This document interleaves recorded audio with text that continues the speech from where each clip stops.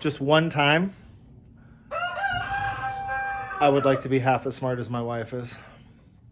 Just one time.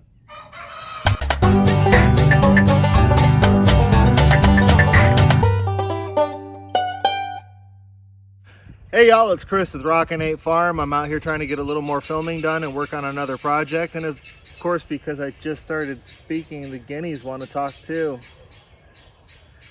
It's just the way it is when you have guineas on a farm. I love the birds, but I can definitely see how they would not be for everybody because they are loud, and most people would probably say obnoxious, but we love our guineas. So I put up with their chit-chattering while I'm trying to talk.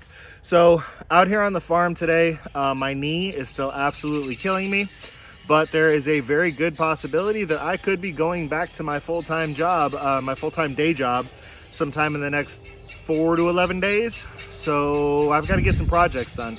So that's what I'm doing today, is I'm out here kind of hobbling around and working on some projects that hopefully aren't going to be too labor intensive. I am smart enough to know when I need to ask for some help. So I've got Jose out working on some stuff on the farm as well. Girls are inside working on schoolwork right now. They'll flip-flop in a while. So there's people that I can ask to come give me a hand, but right now I'm working solo. So what project am I going to work on? I have actually been asked in the past, Chris, how do you prioritize your projects on your farm? Because I'm always talking about how much I have to do and how busy I am.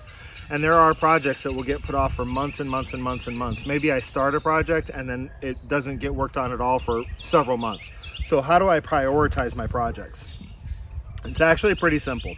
Basically, what I do with my projects is I say, first of all, does this project affect somebody's life and or livelihood? And when I say somebody, I'll go through this. I'll break this down a little bit too. My first priority on this farm is my family. If there's anything going on that I am aware of that might affect the safety, health, or welfare of my family, then that project is a priority.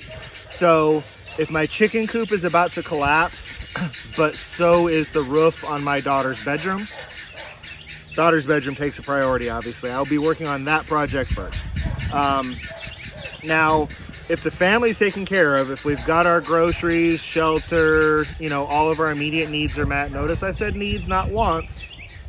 If all of our immediate needs are met and all of the human beings on my farm are safe, then the next projects of priority are going to be anything that has to do with the animals.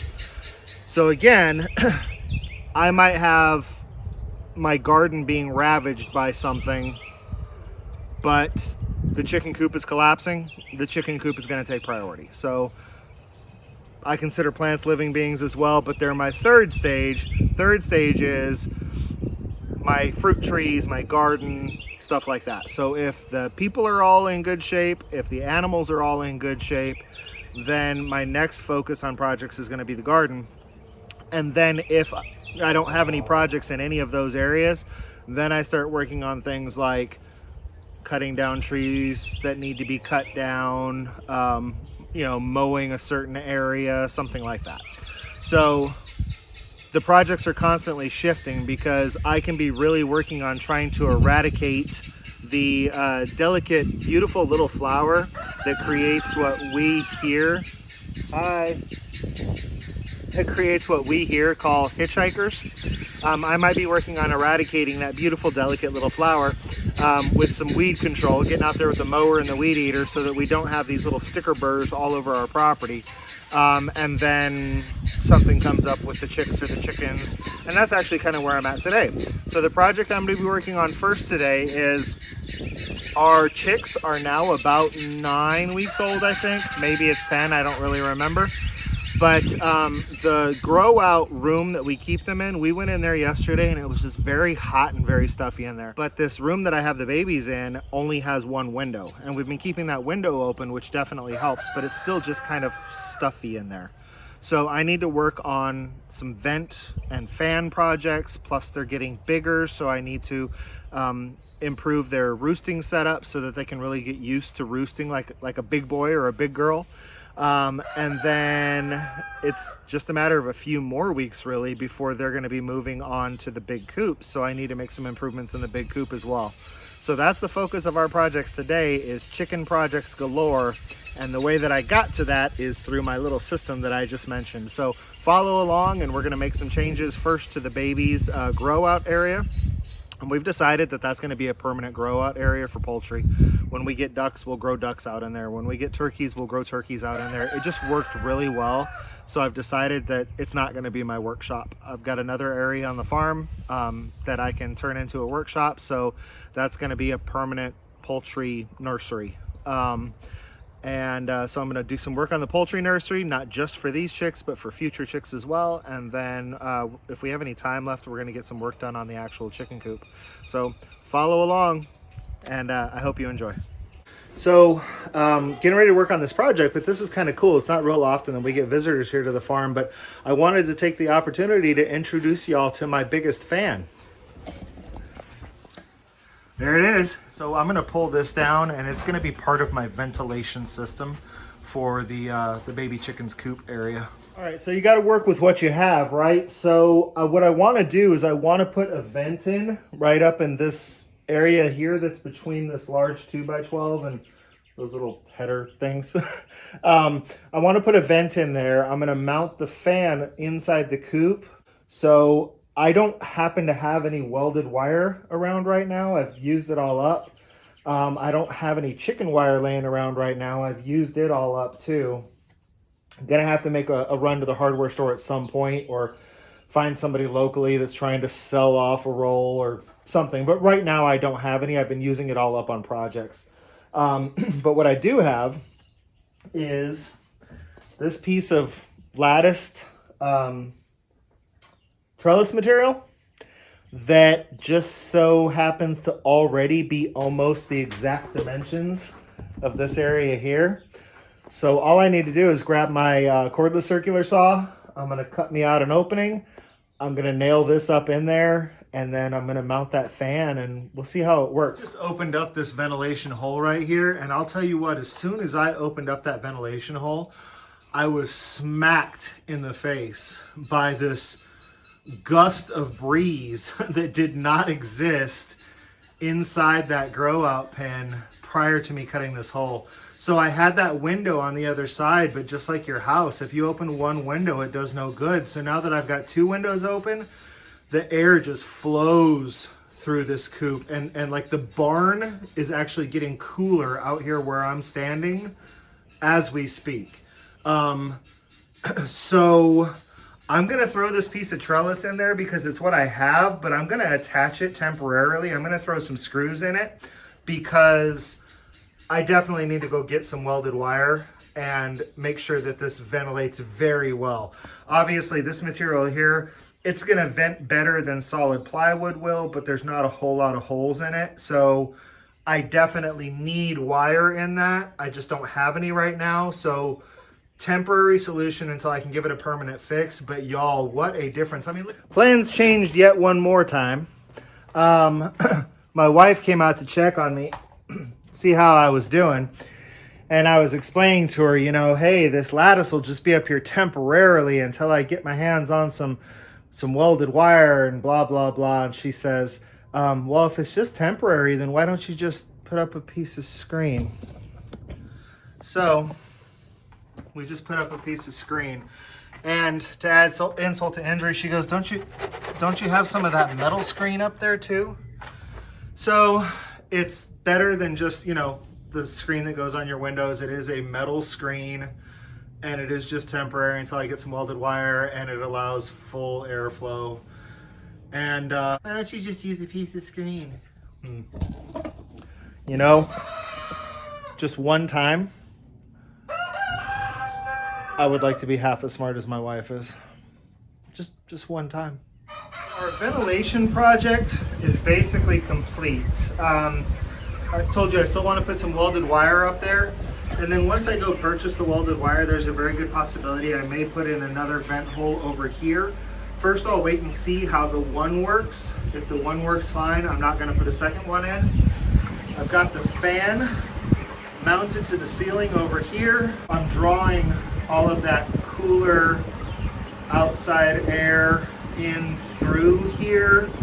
And if at any point it starts becoming cooler in the barn than it is outside, I can just very easily move that fan and put it in front of this opening to where I'm drawing air from the barn and pushing it out through the window.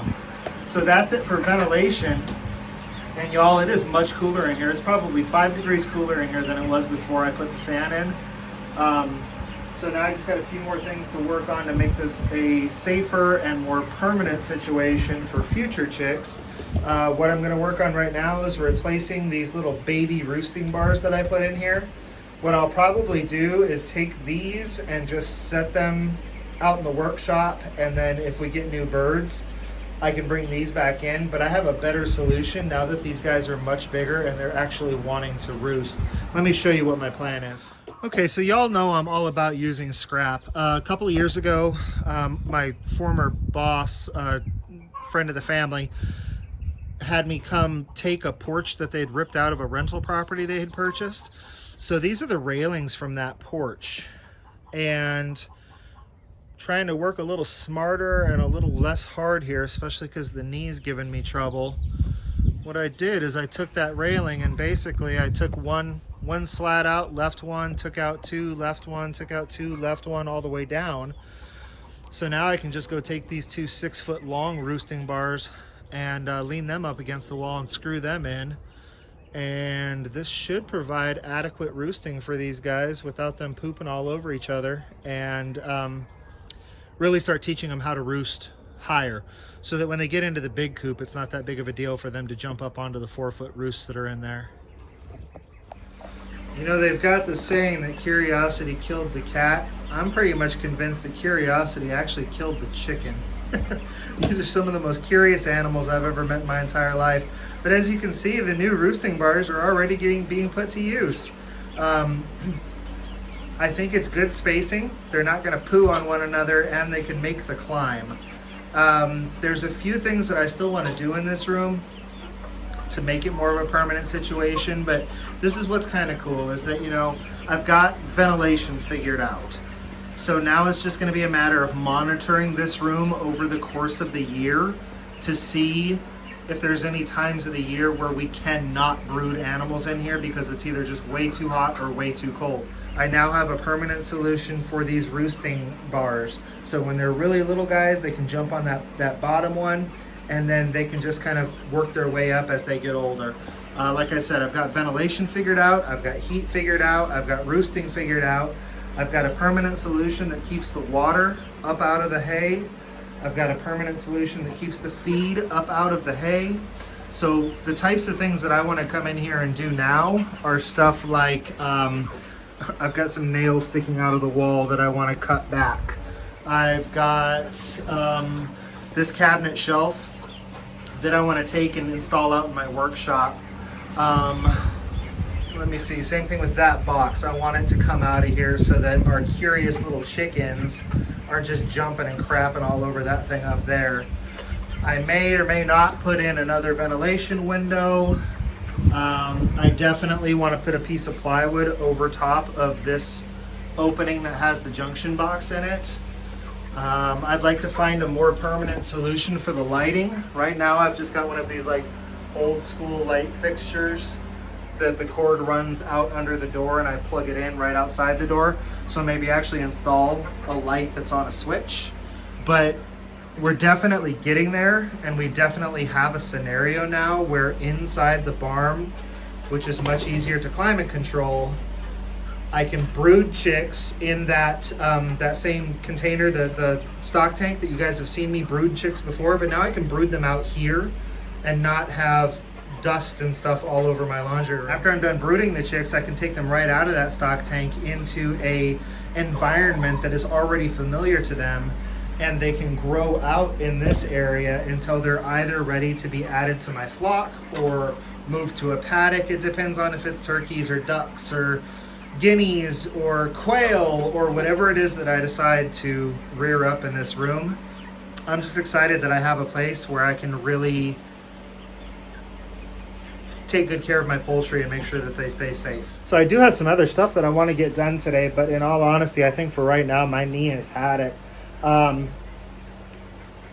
it was two separate projects I wanted to get done today. I want to do a lot of work in this room, and I think I'm done with the work that I was going to do in this room.